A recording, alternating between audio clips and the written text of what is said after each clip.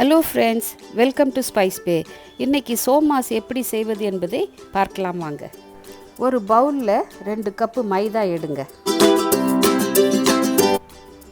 ஒரு 1/4 டீஸ்பூன் உப்பு சேர்த்து நன்றாக மிக்ஸ் பண்ணணும். கொஞ்சம் கொஞ்சமாக தண்ணி ஊற்றி நல்லா பிசையணும்.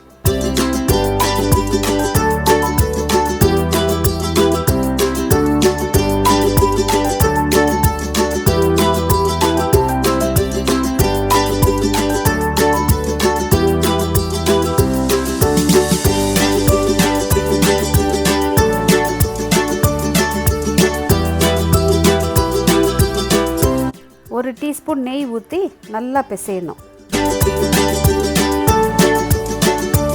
கண்டிப்பாக ஒரு 5 நிமிஷமாவது நல்லா பிசையணும்.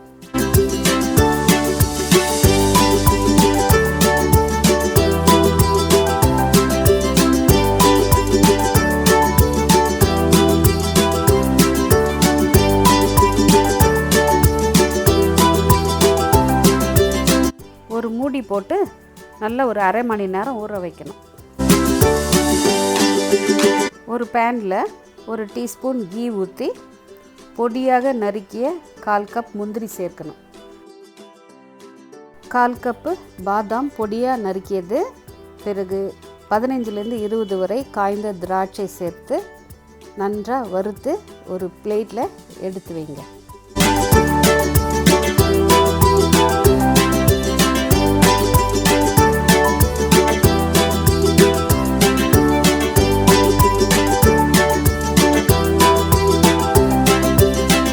அதே பேனில் 200 கிராம் ரவை சேர்த்து நன்றாக வறுக்கணும்.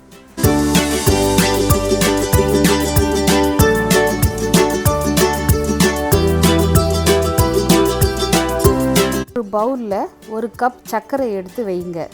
வறுத்த ரவையை சர்க்கரை மேலே போட்டு நல்லா மிக்ஸ் பண்ணணும்.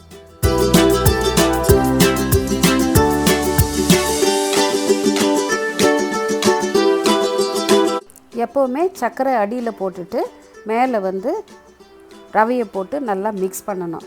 ஏன்னா இந்த சூட்லேயே சர்க்கரை மெல்ட் ஆகும்.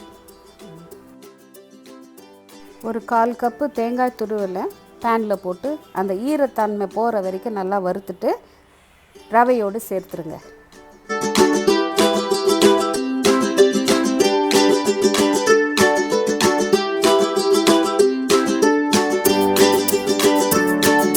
வச்ச பாதாம் முந்திரி திராட்சையை சேர்த்து ஒரு அரை டீஸ்பூன் ஏலக்காய் பொடி சேர்த்து நல்லா மிக்ஸ் பண்ணிக்கோங்க.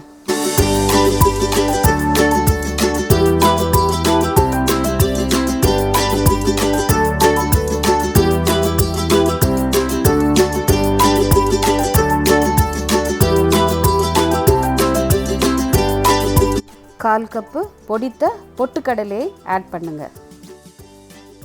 பூரணம் ரெடி. பிசைஞ்ச மாவை சின்ன சின்ன உருண்டையாக உருட்டி வைக்கணும்.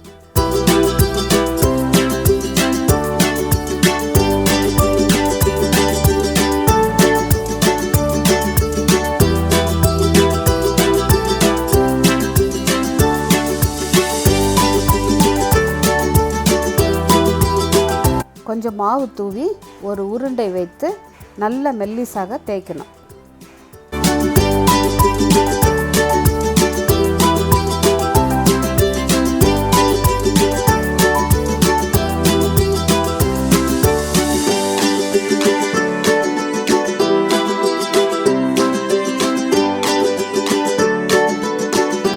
தேய்த்த மாவில் ஒரு சின்ன மூடி வச்சு நல்லா ப்ரெஸ் பண்ணி ஒரு ஈவன் ரவுண்டாக பண்ணிக்கணும்.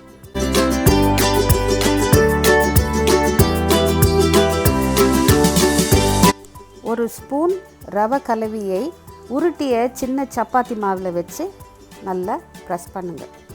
கொஞ்சம் தண்ணி தொட்டு ஓரங்களில் நல்லா பூசுங்க.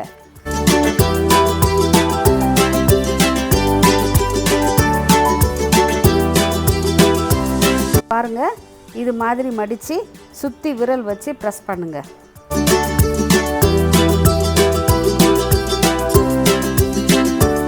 ப்ரெஸ் பண்ண பிறகு ஒரு ஃபோர்க் வச்சு சுற்றி ப்ரெஸ் பண்ணுங்க.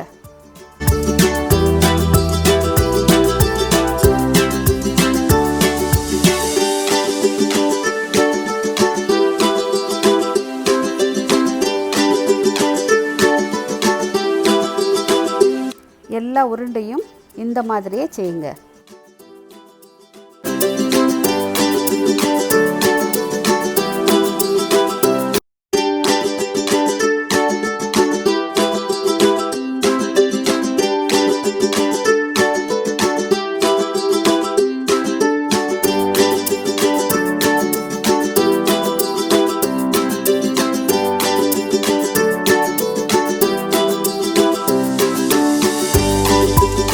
ஒரு பேனில் எண்ணெய் ஊற்றி மீடியம் ஹீட்டில் எல்லா சோமாஸையும் பொன்னிறமாக ஃப்ரை பண்ணி எடுக்கணும்.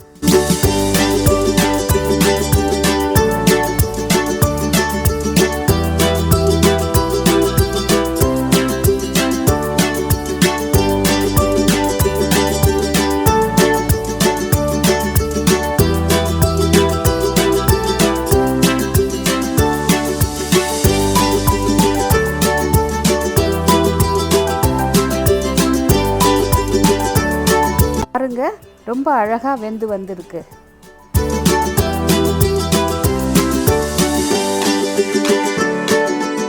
அவ்வளவுதான், சுவையான மிகவும் கிறிஸ்பியான சோமாஸ் ரெடி.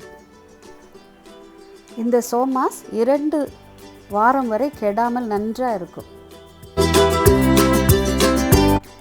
That's all friends. இந்த வீடியோ பிடிச்சிருந்துச்சுன்னா லைக் பண்ணுங்கள், ஷேர் பண்ணுங்கள், சப்ஸ்கிரைப் பண்ணுங்கள். தேங்க்ஸ் ஃபார் வாட்சிங்.